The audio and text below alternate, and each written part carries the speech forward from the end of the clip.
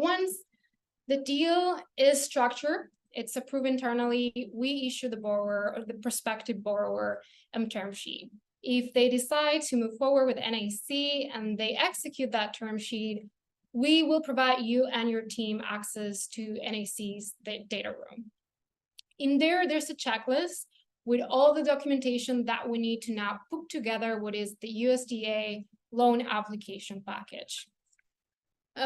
It's good to say that information that you provided before, what we just discussed, the initial due diligence, that all information was up to date.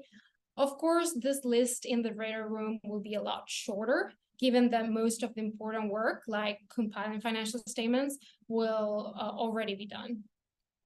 At this time, we'll also be asking for all the ancillary items, such as, formation documents, operating agreements. You'll fill out and sign USDA-specific forms and the like. So this data room really gives us the ability to, accept and reject the documents that you upload as we go. You can leave comments. We can leave comments to you for certain documents, and it's really easy to communicate through there, through a chat feature. So the communication is flowing constantly.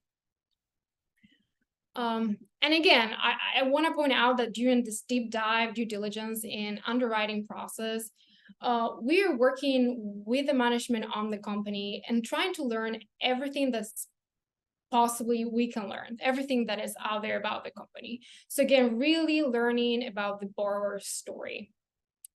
We turn over every rock to understand all of the strengths, the weaknesses of the company, understanding both, past, present, future. We try to understand why the company does certain things, what the contracts say, what the obligations of the company are. We really do this assessment, and we do it so when the USDA comes into the picture, all items that needed to be addressed have already been addressed, right?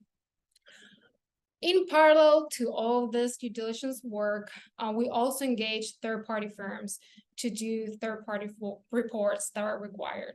So all the phase ones, environmental reports, appraisals, feasibility studies, etc. So it really helps to have all this information well organized and put together, because many of these third-party firms will also have, will need to access that information.